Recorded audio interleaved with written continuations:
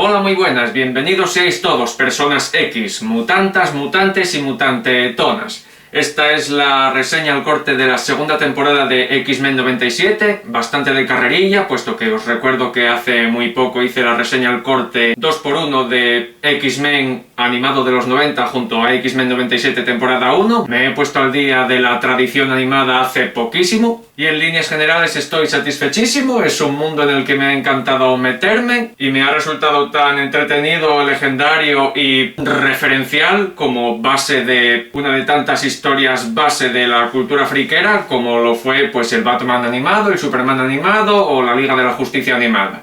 En lo que respecta a la primera temporada me pareció apoteósica, me pareció una recuperación y una elevación de la serie clásica noventera fantástica, sublime. Estructuralmente tenía un poco de bache narrativo, pero es algo que vengo aceptando ya desde hace mucho tiempo en lo que es la televisión streaming. Pero obviando eso, fue una seriaza. No lo debería llamar reencuentro porque, ya te digo, vi de tirada lo clásico y lo actual, pero me dejó muy buen cuerpo y sufrí un disfrute, vamos, acojonante. Y teniendo en cuenta el cliffhanger en el que terminaba, tenía bastante anticipación como cualquier Marvelita por ver qué traía esta segunda temporada, de manera que vamos allá con unas pocas impresiones primarias generales y después ya la resumo con spoilers.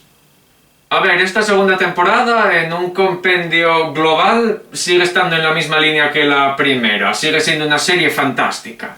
Lo que más resuena al fondo y que irá llegando al frente es esta tesitura de que el equipo creativo cambió. Se deshicieron del tío que trajo la grandilocuencia de la primera temporada, el tal Beau de Mayo, guionista al que destaparon una cuenta de OF, hombretones fuckers, y Disney evidentemente le dio la patada. A ver, no es el mayor crimen que se puede hacer como figura pública, pero yo, con una moral más gris que blanca y negra, pienso, todo el mundo debería tener derecho a una vida privada donde no los juzguemos, a no ser que hagan algo criminal.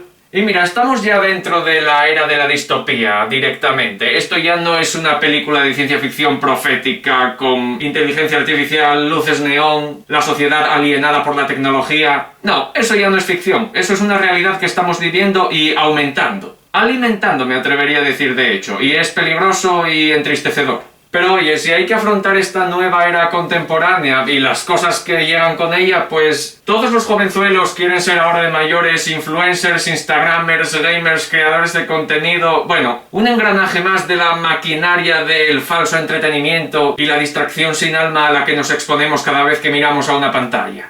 Todo el mundo ha vendido o venderá eventualmente su alma al entorno virtual. Vamos a ser todos ciudadanos del Digimundo. Así que tengas un videoblog, seas periodista independiente, hagas investigaciones paranormales, viajes, documentes comida, cultura, deporte, hagas coloquio o debate sobre la variedad que sea, o sacudas el pituitín para tus espectadores, yo creo que debería reinar esa ley no escrita de separar la persona del artista.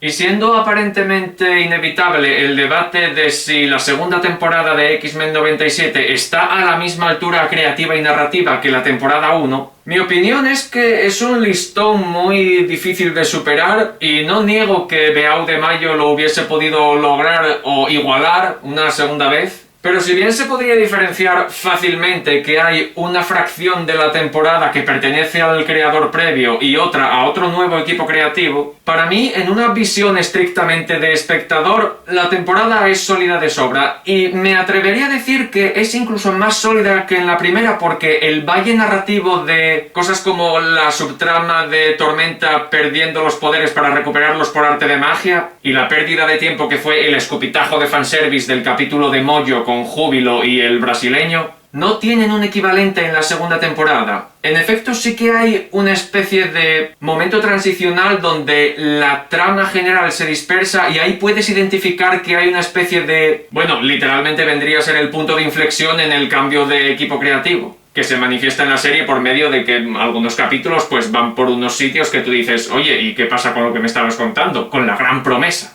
Sin embargo, si esto se puede identificar como el momento valle del streaming del que tanto me reitero cuando veo una serie de este formato, cuando llegan estos capítulos distantes y dispersos, la manera en la que llegan al espectador, en mi opinión, es con un estilo gratificantemente episódico que te hace rememorar la serie noventera original, cuando un episodio era su propia cosa sin estar atada a ninguna trama o subtrama, y pese a todo era entretenido por completo. Obviando el debate de la calidad creativa y el nivel que se pudo tener o al que se renunció o al que se cambió por otra cosa, yo defendería que esta segunda temporada de hecho es más sólida que la primera, porque ese carácter episódico de los episodios Valle siguen siendo una ejecución de entretenimiento más que válida, a diferencia de los capítulos que no me sirvieron en la primera temporada cuando llegó el momento Valle. Digamos que en este Valle puedo navegar.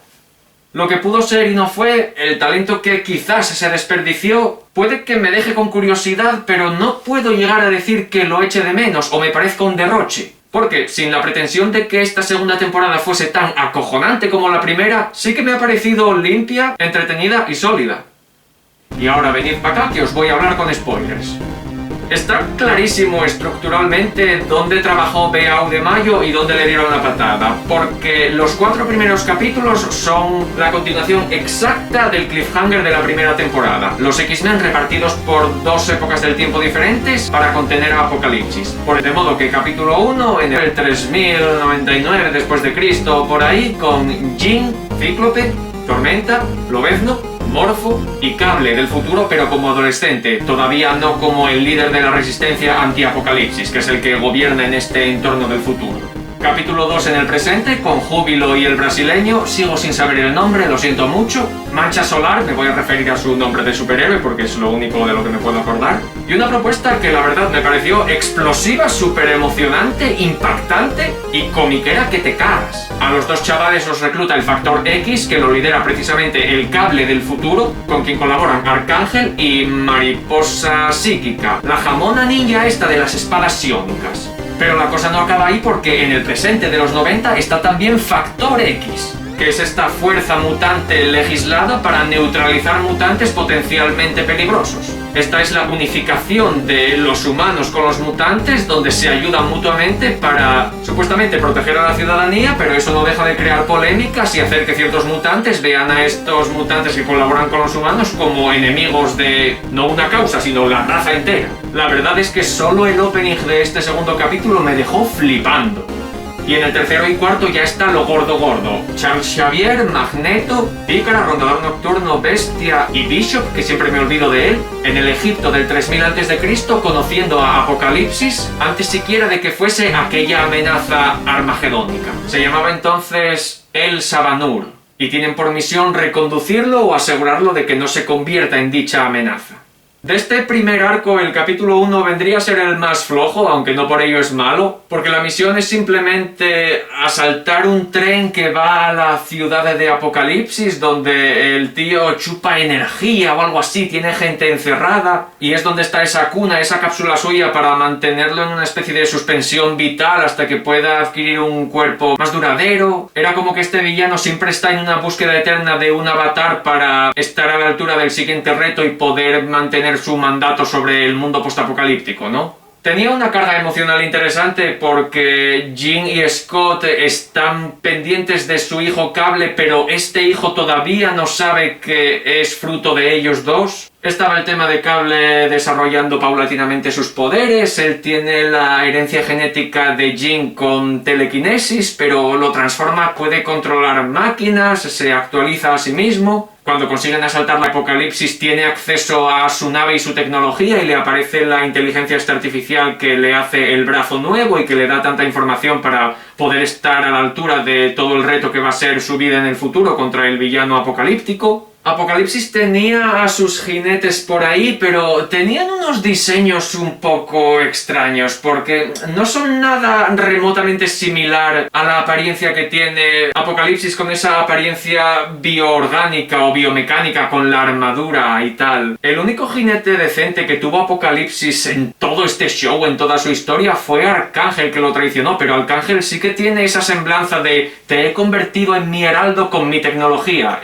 Arcángel él con la armadura y las alas metálicas sí que tiene pinta de ser un siervo de Apocalipsis. Los del futuro eran un fakir, una mole, una tía que te hacía salir sarampión y un tío con un tambor. Es que ni siquiera sé asociar qué jinete es qué jinete. Tambor de la guerra, la tía de los granos es la peste, supongo. La mole, ¿qué es? ¿La ira? La ira es un pecado capital. Ahora me estoy confundiendo con los pecados capitales de Shazam, tío. Bueno, mira, no sé. Había una especie de guía espiritual en el futuro, en el 3000 y pico, que no se dilucida qué personaje es, porque es una anciana de la época, pero se intuye que tiene la fuerza fénix en los ojos. Es la mujer que instruye a Tormenta para que reciba vientos solares y radiación solar para conseguir levantar una nave con la que ir contra la fortaleza de Apocalipsis o algo así. A nivel supongo que de escala de poder o de creatividad en la acción, la magnitud de ver a Tormenta dominando el poder del sol, la verdad es que fue bastante acojonante. Luego acaba siendo algo reducido porque es para como un ataque puntual, no es como si fueses a destruir un 20% de la corteza terrestre, aunque se intuye que podrías. Pero de cualquier manera, en el primer episodio una fracción de los X-Men salen victoriosos, Scott y Jean acaban confesando a Cable que son sus padres y es, bueno, todo bastante emotivo, satisfactorio y un primer capítulo guay, desde luego. En el segundo, con el versus de la X-Force con la X-Patrol, está este contexto de la polarización de bandos con integrantes similares pero que discrepan en valores y eso se vuelve muy tumultuoso, muy convulso. Y honestamente, en lo que respecta a tramas superheroicas, remontándome a la saga Cadmus de la Liga de la Justicia animada, hay una tensión muy chula y buena con mucho potencial de conflicto interesante cuando se pone sobre la mesa el tema de superheroísmo legislado. Y aquí no es para menos, la que está a la cabeza de el X-Factor es esta rubia que sigo sin saber quién era en la serie original, pero es la que iba a gobernar Genosha junto a Magneto y otros tantos. Ahora que lo pienso, es el único vestigio de ese acontecimiento de la primera temporada. Es como que la situación y el mundo de los X-Men ha dado un paso adelante después de eso. Calma tensa de se perdona pero no se olvida o algo así. Y todo eso va sumando a situaciones como esta. Quizás ahora que lo pienso no se ve lo suficiente el tema del impacto social y de la polaridad entre antimutantes, promutantes, mutantes sin más. Pero yo echo de menos algo más de calle, algo más civil y social. Más ejemplos de la duda y la discordancia que conforman este tema que es base en la historia de los X-Men. Los supremacistas radicales y el gobierno intentando poner tiritas a la situación son los polos opuestos de los que ya somos conscientes. La audiencia ya está al tanto de esa polaridad, pero a mí me gustaría ver alguna ramificación más. Pero por lo demás, en lo que respecta a este capítulo, vamos, trepidante, un capítulo buenísimo, capitulazo. Están guays también los modus operandi contrapuestos de X-Force y X-Factor, porque la Fuerza X es como más intrépida, más de entrar en acción, más de disparar primero, preguntar después. Y Factor X tienen esta fachada de somos los justos, somos los diplomáticos, pero no dejan de tener un semblante pasivo-agresivo. Y al final del día, irónicamente, sin ser el bando supremacista antimutante, son los que tienen una cárcel flotante para los mutantes. Aquí interviene Júbilo, que tiene su primer momento de brillo y acción real en toda la historia de X-Men animado realmente. Se mete ahí, salva a los chavales, tira mogollón de petardazos. La única flaqueza que tiene, y sé que es una opinión impopular, es que hay que lidiar con esa repetitividad de una secuencia coreografiada con música mientras ella pega hostias. Es inevitable acordarse de la gastadísima y a este punto aburridísima y repetitiva técnica del estilo de James Gunn. Estuvo en Superman, estuvo en Supergirl, estuvo en El Escuadrón Suicida, estuvo en Peacemaker y seguramente esté hasta en Linternas Verdes. Porque es que hay que poner el sellito de Jaime Pistolas en todas las secuencias de acción que se hacen a día de hoy. Tienen que tener toda esa animosidad pop. Y yo creo que ya cansa.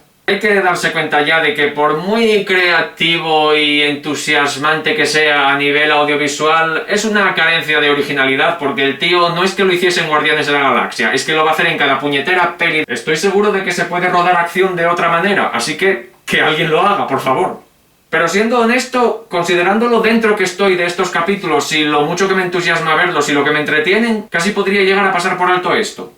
Y al final de este capítulo los actos de júbilo también sirven para medio convencer a Polaris de que no está en el bando que la vieja Polaris habría elegido. Esta colaboración con los humanos que acaba suprimiendo a los suyos, a los mutantes, es una cosa que le causa una catarsis. Y bueno, de hecho fue ella la que colaboró con Júbilo para que pudiese liberar a todos los mutantecillos. Y tras esta liberación, con sacada de dedo de en medio incluida a el Factor X, la Fuerza X vuelve a despegar y sigue en busca de la posición de Apocalipsis en el presente.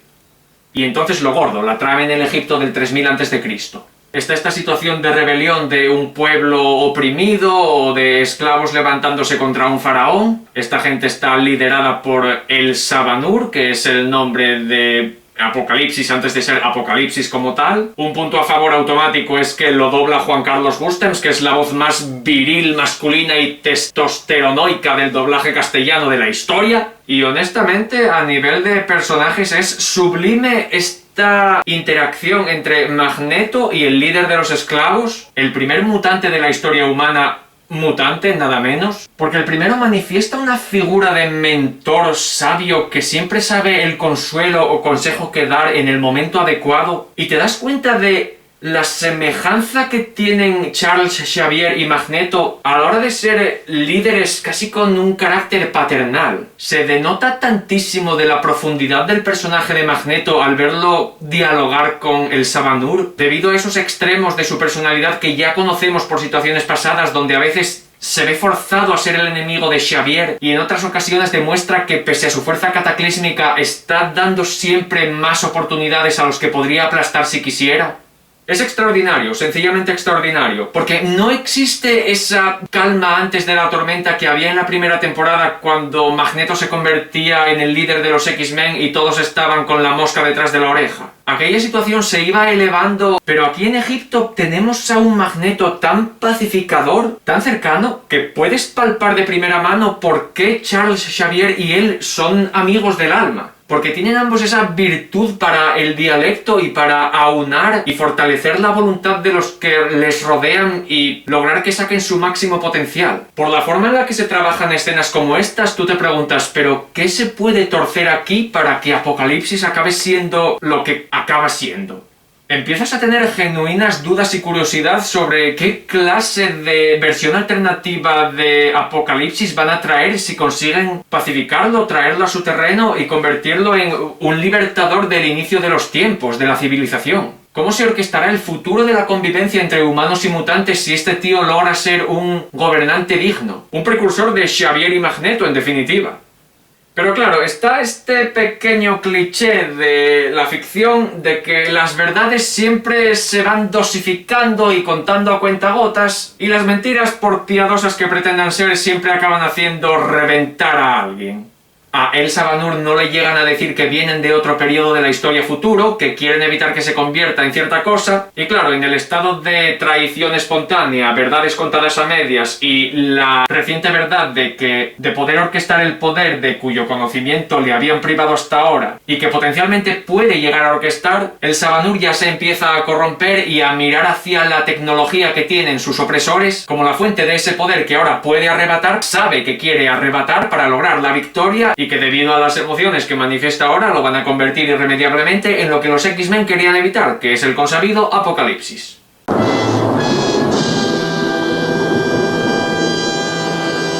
Y por si a nivel de personajes esta parte de la segunda temporada fuese poco, la cantidad de ingredientes comiqueros que se van añadiendo en la parte de la trama de Egipto a mí me acabaron haciendo pegar brincos en el sofá. Yo os recuerdo que no soy comiquero, pero tengo ciertas nociones o ciertos intereses por elementos o personajes de ciertas historias y en algunas ocasiones me he documentado sobre dichos personajes o situaciones para, bueno, hacer vídeos. Y cuando estás al tanto del potencial o las implicaciones de lo que puede venir en el futuro cuando te meten estas piezas en la serie, claro, es que el friquismo se dispara. Y en Egipto tienes como enemigo de El Sabanur a nada menos que Ramatut, que por el nombre se sabe que es una de las versiones de Kang. Yo encima no sé por qué me pasé estos capítulos pensando en Immortus, el Señor del Tiempo, en vez de Ramatut, que tiene gracia porque Immortus no deja de ser otra versión de Kang. Pero claro, como tienen todos sombreros de fiesta graciosos, yo digo, ¿qué más da el faraón que el alienígena que el emperador del quinto sistema de las galaxias de Chandicuandia? Y por si fuera poco, el avatar de Kang tiene superioridad tecnológica frente a la rebelión de esclavos porque está utilizando tecnología celestial, y cuando gracias a Bestia y Bishop registran la señal de la energía de esta tecnología, acaban en la nave celestial, que más pronto que tarde será de Apocalipsis y que encima recuerdas de la serie pasada de los 90, y que acabas viendo a Elsa Banur entrar en la cámara celestial y ver el cabezón de Arishem el celestial otorgándole el poder que lo convertirá en quien es, yo es que viví un torbellino de alucine de la cantidad de cosas comiqueras friqueras que te tiran a la cara. Toma, toma, toma, toma, toma, toma, toma, toma, toma, toma, toma, toma, toma. Y toma. Fue el éxtasis esto. Revelación tras revelación tras revelación. Un montón de impresiones súper impactantes. Una elevación de la trama por medio de ingredientes de los tebeos que le dan esa magnitud tan orgánica a el cosmos, la cosmogonía de la que se compone Marvel Comics. Tremendísimo. Tremendísimo. Y como guinda en el pastel, cuando tienes a Apocalipsis a punto de reventar todo el imperio egipcio y ves a Ramatut escapar en una cápsula y poniéndose el casco de Kang, por supuesto el pajote que te haces es prácticamente autorreflejo. Los X-Men, a excepción de Xavier, se piran a su época. Magneto usa todo su poder para detener la aniquilación de Egipto. Xavier vive otro de esos momentos donde lo único que puede hacer es arrastrarse y suplicar, o intentar razonar. Y cuando no puedes más de adorar lo que llevas de temporada, llega Apocalipsis, recoge al derrotado Magneto y lo desintegra de un cañonazo delante de Charles Xavier. ¡Desgraciado! ¿Cómo has podido? Hasta siempre, buen señor. Saludos a Gambito. Ahora llegan los episodios que dejan de lado este festival de epicidad, pero como ya dije al principio, lejos de descontentarme, me parecen situaciones cotidianas, capítulos del día a día, donde la situación se nutre a sí misma, es episódico, autoconclusivo, y el entretenimiento es que está ahí. No son malos capítulos, es simplemente una pausa a el Olimpo de emociones fanáticas como audiencia que vivimos con los 4 capítulos previos.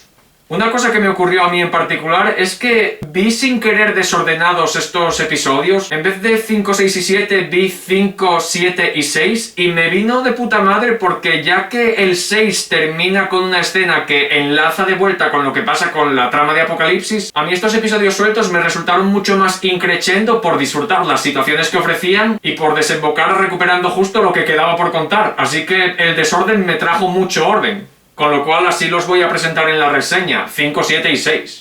El 5 me confundió un poco porque no conseguía dilucidar su cronología, porque estaban Lobezno y Morfo trabajando con el escuadrón de armas X, con dientes de sable, con la tía de las uñas largas y con otro par de soldados metrosexuales, y no me quedó claro si era un episodio flashback de Lobezno o era un momento de pausa o retiro vacacional o tiempo libre para Logan, donde sencillamente se apartó de la mansión Xavier y de los X-Men y realizó una misión con esta gente de su pasado. En ningún momento te explican cuándo y por qué reclutaron a Logan, qué gana Logan colaborando con esta gente de nuevo cuando en el pasado solo le trajeron malas experiencias, y por mucho que los una sus pasados, realmente lo que hay detrás de esos pasados es un no pasado. Es traumático para todos ellos, se ve que los une el trauma, pero la situación para mí es dudosa porque no entiendo por qué se da la mano toda esta gente, y tampoco entiendo por qué está Morfo aquí, porque la vida de Logan como arma X junto a todas estas personas es previo a conocer a Morfo y a los X-Men. Así que ahí está de nuevo esa cronología aislada donde parece que Lobezno y Morfo están de vacaciones y deciden hacer un capítulo spin-off con esta gente de otras tramas del pasado. Y a pesar de no entenderlo, el capítulo era súper disfrutón, porque tienen que ir a salvar o a simplemente recuperar al tío que hizo el programa de las armas X. Se meten en un laboratorio secreto subterráneo, ven a todos los científicos muertos como si esto fuese Umbrella de Resident Evil, descubren que estaban investigando unas larvas alienígenas que controlaban a la gente, que los hacían mutar, que los volvían monstruosos. Yo a Logan infectado con virus alienígena, con dientes afilados, piel verdosa y pegando brincos como un mono zarpudo no lo cambio por nada. Ya podía Spider-Man Brand New Day haberme dado una araña humana mutante, y no esa basura de trama abandonada a la pata coja de «Oh, estoy cambiando, ¿en qué me estoy convirtiendo? Ah, no, es solo parte de mí, el poder está en mi interior, perfecto». Vaya porquería. Qué estafa, qué aburrimiento, qué desperdicio. ¿Qué mierda es eso de, bueno, es que pretendemos que Spider-Man pueda llegar a audiencias infantiles, no queremos asustar a los jóvenes? Te diré que pensaba mi yo joven de 5 años con Spider-Man de 6 brazos y cara de araña peluda monstruosa. ¡Esto es una pasada!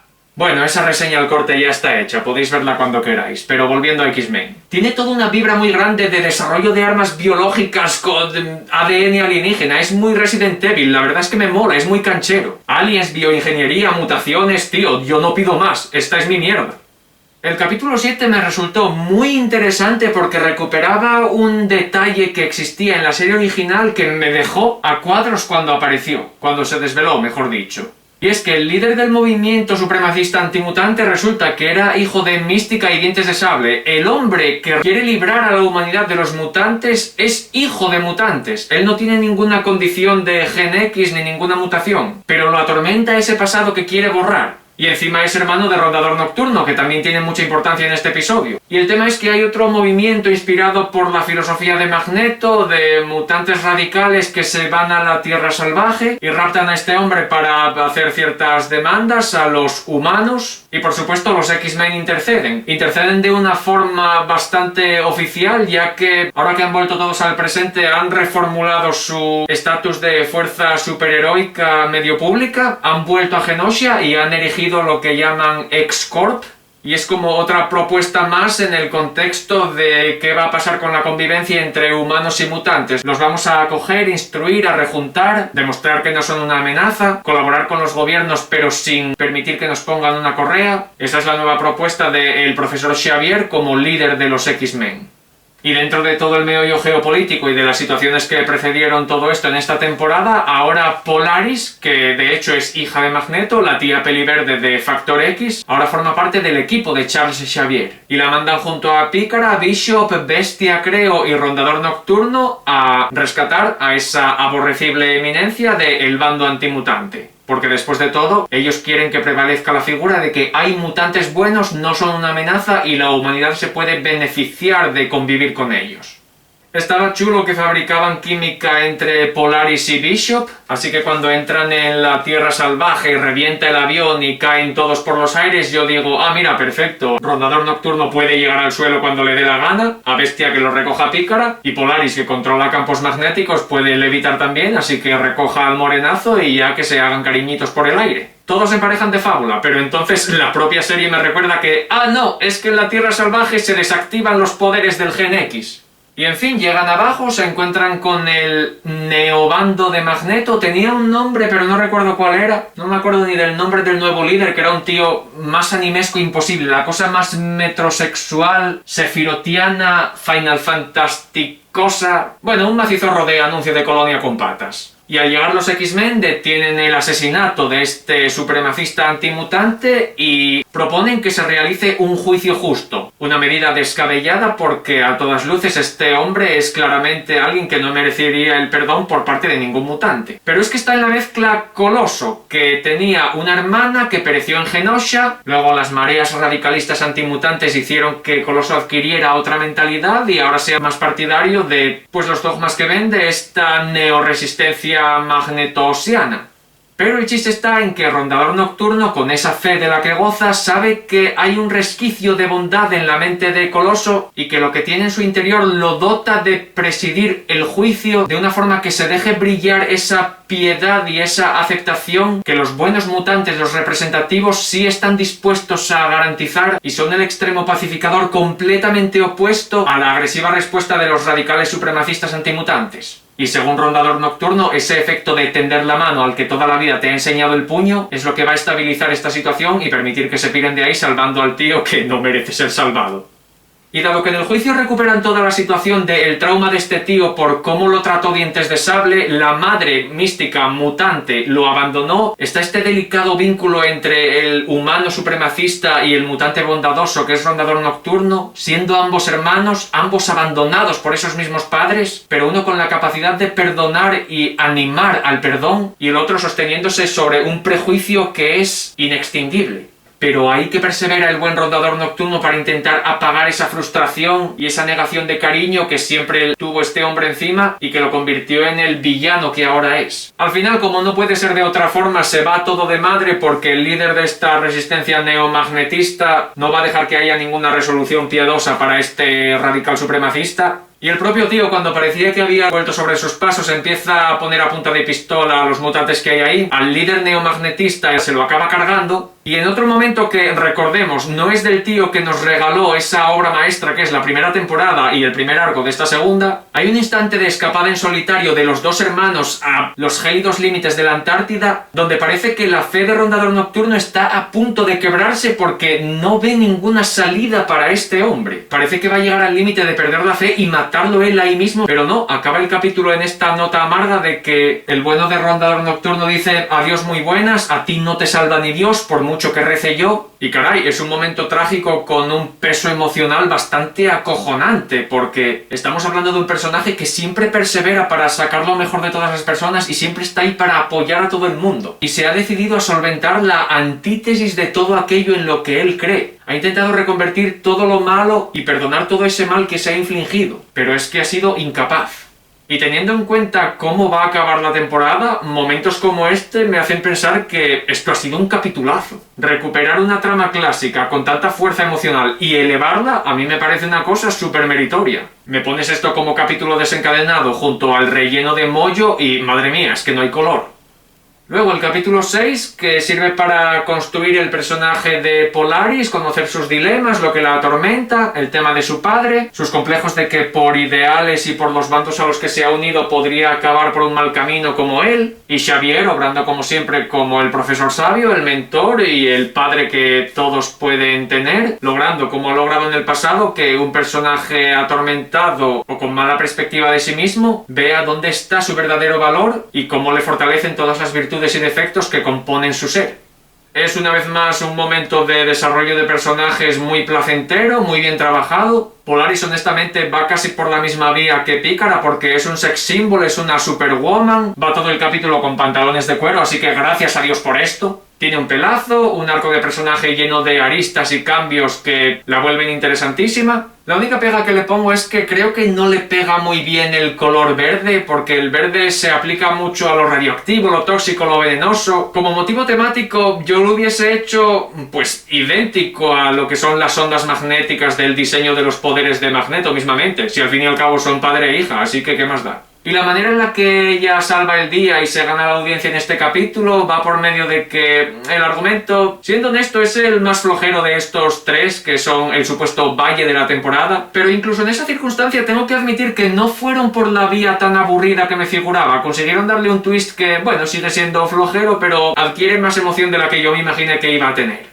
Ocurre que Xavier tiene una nueva sala de entrenamiento con una inteligencia artificial nueva que, desde la muerte de Magneto, que lo tiene muy traumado, la obliga a configurar unas estrategias y unas amenazas que realmente pongan al borde de la mayor amenaza posible a cualquiera que se entrene en dicha sala. Y está todo guiado por ese último instante de sufrimiento de ver a su amigo Magneto antes de ser vaporizado e intentar reconstruir una situación así, un límite tan catastrófico y sin salida, y poder de alguna manera hacer ensayos virtuales para sobreponerse a una situación así en el futuro. Y claro, esta espiral de redobles de la dificultad y ese ánimo a que la máquina procure crear un entorno tan hostil que el que se entrena tenga que sobrepasar sus límites para superarlo, hace que a la máquina se le vaya la pinza y diga: vale, entonces yo me voy a convertir en tu nuevo enemigo, Charles Xavier. La sala de simulaciones entonces llega a poner en peligro de muerte a los alumnos de X-Corp, y donde yo pensaba que iba a entrar lo aburrido, que sería hacer todo un capítulo dentro de una simulación con escenarios surrealistas donde se atormente a Xavier y a otros personajes, lo que pasa es mucho más comiquero facilón. Imagino que puede sonar irónico que yo considere que la simulación y lo surrealista sería más aburrido que simplemente una robopilingui de Futurama cabreada con Xavier, que es lo que acabamos teniendo, pero sí, en este caso lo surrealista y falso, como lo hubiese visto demasiado predecible, no me hubiese causado una emoción muy positiva. Hubiese adivinado que todo lo que pasa, todos los indicios de lo chungo que pueda pasar, seguramente sería una simulación. De modo que sí, aunque sea muy facilón, la Ultron femenina por lo menos reparte hostias, tiene momentos para hacer que Polaris brille a enfrentarla, y resultó ser un enemigo nacido de la culpabilidad y el ansia de autosuperación de Xavier, que acaba convirtiéndose en un desarrollo de personaje muy positivo y gratificante para Polaris. Pero por supuesto lo mejor es el final del capítulo, porque se vuelve a ver a la Fuerza X llegando a la guarida presente de Apocalipsis y toparse con el cadáver de este. Y en la mesa de operaciones, donde se supone que estaba su nuevo cascarón, el nuevo cuerpo que iba a habitar en esta época, se encuentran una carta de Gambito. Con lo cual los dos últimos episodios van sobre eso, el retorno de Gambito, zombificado, con la esencia de Apocalipsis dentro, pero manteniendo bastante de su ser, y con la propuesta de que simplemente quiere estar con Pícara, y ahora no hay nada que los pueda separar, porque tiene ese poder para evitar que ella le haga daño, por la condición que sufre por su poder de mutanta. Ya sé que en el pasado he criticado mucho este efecto de los retrocesos dramáticos, de traer gente muerta de vuelta a la vida, de reincorporar al grupo gente de la que te has despedido y fastidias así momentos de potencia emocional ideales como desenlaces, pero esta temporada me estaba entreteniendo tantísimo que dije, ah mira, esto es la lógica del cómic, ¿cómo no va a volver alguien que ha muerto? Es un recule que en este caso voy a afrontar con pensamiento selectivo, así que lo compro, sí. ¿Quién no querría ver a Gambito de vuelta? Y valorar la potencial propuesta de que vuelva a estar en el equipo. Así que vuelve el tío con su gremio de ladrones del bosque, los convierte en supuestos jinetes, se enfrenta a los X-Men, X-Corp, como sea. Mientras tanto hay mucha batalla y también algo de conflicto porque X-Force, concretamente Cable, tiene la fijación de destruir Apocalipsis porque para eso es para lo que existe, pero al estar en el cuerpo de alguien a quien los protagonistas creen poder recuperar, pues se vuelve todo un poco delicado. Pícara acaba dilucidando que esto es más un asunto personal donde ella tiene que interceder para salvar a todos y salvar a su amor, así que acaba yendo con Bestia y Rondador Nocturno a la nave del Celestial, acaba introduciéndose en la cámara donde contacta con Arishem y le pide la fuerza celestial para poder contrarrestar a Apocalipsis. En la acción los choques están chulos porque no deja de ser una especie de pelea de aliados con los reconvertidos por Gambito por aquí y por allá. De hecho, en un momento llega a controlar a todos los X-Men y es como una vuelta al principio de la temporada donde hay un cara a cara entre Apocalipsis y Xavier. Apocalipsis diciéndole al profesor que le va a arrebatar todo lo que tiene.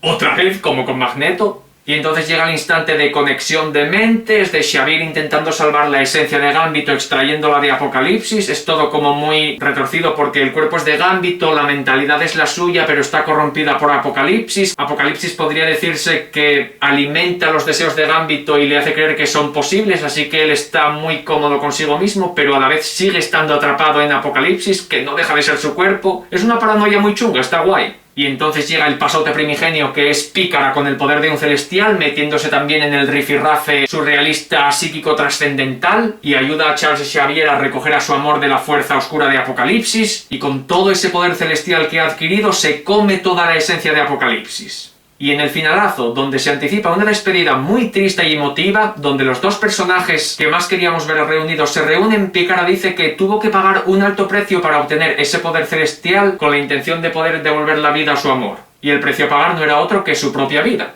Irónicamente, para que su amor volviese, ella tenía que no estar. Así que al final la misión es un poco tontería. Pero el caso es que Pícara no desaparece. ¿Y por qué? Porque vuelve desde la nave celestial, el avión de los X-Men, con Bestia, pero no con Rondador Nocturno. Porque Rondador Nocturno se metió a posteriori a la cámara celestial y cambió el trato con Arishem. Él daría su vida para que Pícara se pudiese quedar, después de salvar a Gambito, con él. Y con este pedazo de giro doble, medio triple, donde pensamos que para salvar a alguien tenemos que renunciar a alguien y luego al final ese alguien se queda pero todavía perdemos a alguien, yo en lo personal estaba tan involucrado emocionalmente en todo lo que contó este arco de la segunda temporada y en las decisiones que se tomaron a última hora y la especulación de lo que podría llegar a pasar, porque tú el sacrificio lo puedes ver venir, que con el remate de el que se sacrificó por el sacrificio de otro, que a última hora era la persona más cariñosa y bondadosa del elenco protagonista, me dejó lloriqueando. Donde la temporada 1 a nivel de acción y apoteosis fue inconmensurablemente buena, esta segunda, en lo que responde a narrativa emocional, bravísimo. A Rondador Nocturno espero que no lo recuperen, porque esta muerte ha sido súper conmovedora. Es que no conforme con morir tuvo que dar un discurso desde la tumba. Bueno, no desde la tumba, era lo que le contó a Arishem, el razonamiento por el que se ofreció como sustitutivo del sacrificio. Y macho, es que si recogemos a esta persona tan bondadosa y adorable desde el capítulo de El juicio de su hermano, me parece una representación de los verdaderos valores cristianos más limpios, que en serio, solo recordándolo, yo creo que la segunda temporada se revaloriza. Más allá de los cambios del equipo creativo o lo que tú quieras, esto es un finalazo con todas las de la ley. Como postcréditos está la sucesión de departamento político. El presidente que había en Estados Unidos hasta ahora es desbancado por el supremacista antimutante, que no se sabe de dónde salió esta situación, porque como digo, no se ha explorado suficiente la incomodidad de la ciudadanía con la situación de los mutantes. Sabíamos que la situación era tensa, pero no por qué bando se decantaba la situación. Y parece ser que sí, que los mutantes dan mucho miedo, así que ha ganado el bando antimutante. Ahora hay un tío supremacista en el gobierno. Vaya, esto sí que no me suena de nada. Y por si fuera poco, la líder de Factor X es suplantada por Mística. El único cabo suelto que queda, y lo único que me resta de curiosidad por lo que podría haber sido de la supuesta superioridad creativa de Beau de Mayo, es qué puñetas pasa con Kang, porque me lo presentaste en el capítulo 4 o 5 y al final no volvió a pasar por aquí. Pero ya te digo, reescribieron mucho o no, con lo que pusieron sobre la mesa supieron hacer un final que rendía. Y Kang, aunque parezca tradición en el UCM dejarlo apartado, queda como ingrediente para una futura tercera temporada. Y no os preocupéis por los malabares con equipos creativos, porque lo importante es quedarse con el dato de que en toda la producción de X-Men 97 siempre tienen como consultores a los creadores de la serie animada de los X-Men original de los 90. Y yo estoy seguro de que si esa gente continúa dando su visto bueno, las temporadas que nos esperan van a seguir siendo igual de emocionantes. Y esa es la única conclusión que tengo de X-Men 97 temporada 2. Sigue siendo una seriaza y no puedo esperar a que llegue más. Hasta el próximo vídeo.